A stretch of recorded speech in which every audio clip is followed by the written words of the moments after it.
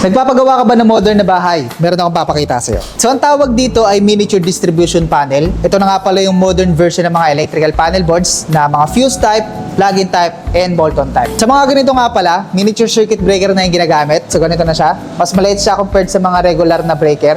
Kaya kung nagpapagawa kayo ng modern na bahay, mahilig kayo sa mga aesthetic, sa mga minimalist, maganda talagang gamitin yung ganitong miniature panel kasi yung binibigay niya ng vibes ay aesthetic and minimalist. Nga pala, marami kayo makikita sa online na ganito, mga sobrang mura. So nasa sa inyo yun kung gano'n yung gusto nyo gamitin o kung gusto nyo gumamit ng ganitong high quality na mas pinamodern, mas pinaganda yung quality, IP65 na siya, waterproof and dustproof.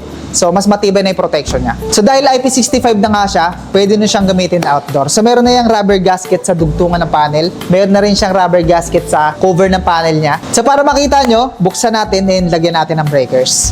So, yan. Kabalot pa talaga siya. Sirain na natin yan. So, ito nga palang hawak ko na to. 18 ways na panel to. So, kaya niya mag-fit sa 9 miniature circuit breakers. So, dual installation na nga pala to. Pwede niya siyang i-flash type installation, then pwede nyo rin siyang i-surface type installation. Tapos, ito yung sinasabi namin sa inyo na meron siyang rubber gasket. Yan, meron siyang rubber gasket sa dugtungan ng panel. Yan, meron siyang dugtungan. Tapos, meron din siya sa cover. Ito. Yan, para hindi pumasok yung tubig kung sakaling ilalagay nyo siya sa labas. Tapos, yung cover nga pala niyan, yan, napakakapal niya.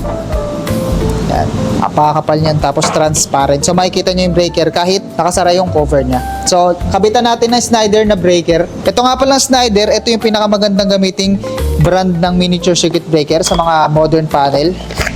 Kasi maging sa mga commercial, talagang ito rin yung ginagamit. Yan.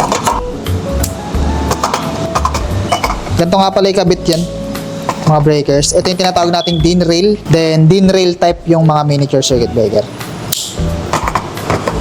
8 and 9. So yan, ganyan lang siya kadaling ikabit. Tapos ilalak nyo lang to. Ito yung lock ng breaker nya. Yan, lalak nyo lang siyang ganyan. Tapos ito naman yung bus bar nya. Saan na yun? Ito. So itong bus bar, ito na yung magsisilbing jumper nya para masupplyan yung ibang branches ng kuryente. So pwede yan dito sa baba, ay pwede yan dito sa taas. Tapos, pwede rin yan dito sa baba.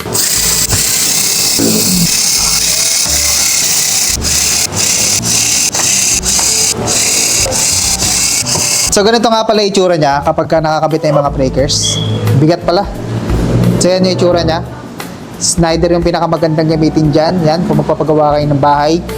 Ito kasing Schneider talagang quality to. So, itong brand na to talagang ginagamit siya maging sa wiring ng mga commercial, kagaya ng mga hotel, mga mall, yan, mga condo, talagang ito rin yung ginagamit. Kaya kung magpapagawa kayo ng bahay, gusto nyo talaga ng magandang klase ng MCB, Schneider na brand yung gamitin nyo. Tapos sa panel, syempre ito nga yung marirecommend namin sa inyo kasi IP65 siya, so mas mataas yung protection niya, pwede nyo siyang gamitin outdoor. Tapos kung ganito nga pala yung gagamitin nyo, set nyo na siya makukuha. So meron na kayong napakagandang IP65 na modern miniature distribution panel na meron na rin siyang Schneider miniature circuit breaker na pinakamagandang brand. Tapos meron na rin siyang foam bus bar as jumper. Then meron na rin siyang grounding bus bar. Tapos sa taas, sa gilid at sa baba ng panel niya, meron na siyang hole pattern. Meron na kayong susundan pag nagbutas kayo for wiring. Tara, kabit na natin yung cover. So kapag kakabit nyo nga pala yung cover at siyam na breaker yung gagamitin nyo, tatanggalin nyo lang itong mga slot na to. So yan, gaganyan nyo lang siya.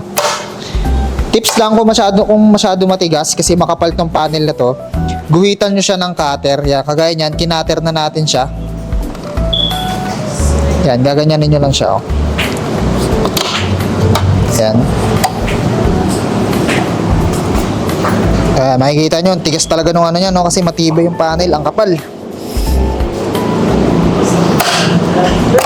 Yun, natanggalan natin. So, kabit na natin. So itong grounding bus bar, yan, bahala na kayo. Bahala na electrician dyan kung saan niya ikakabit yan. Pero ito yung grounding bus bar niya.